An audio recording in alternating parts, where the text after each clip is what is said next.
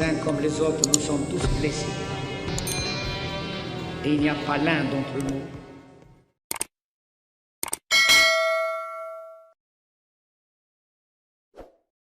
corruption au Parlement européen. Ainsi, selon plusieurs médias, le lien entre le Qatar et le Maroc est Antonio Panzeri, un ancien eurodéputé italien, actuellement incarcéré à Bruxelles dans le cadre de l'affaire Qatargate. Dans une note confidentielle datée de 2011, que se sont procurés plusieurs médias, l'ambassadeur du Maroc évoque la question du Sahara occidental. Ce territoire occupé illégalement par Rabat serait l'objet d'une forte demande du Parlement européen. Le Maroc fait du lobbying sur ce dossier.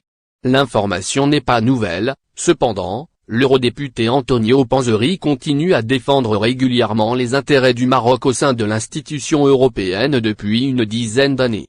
L'eurodéputé Anna Gomes affirme avoir été directement témoin de ces pratiques.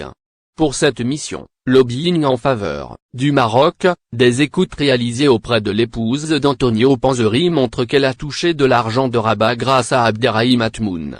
Ce dernier est un grand ami de Panzeri, à l'époque parlementaire, et il est devenu aujourd'hui ambassadeur du Maroc en Pologne.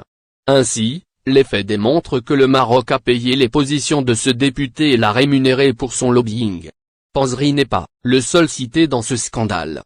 D'autres eurodéputés ont entretenu des rapports étroits avec le Maroc.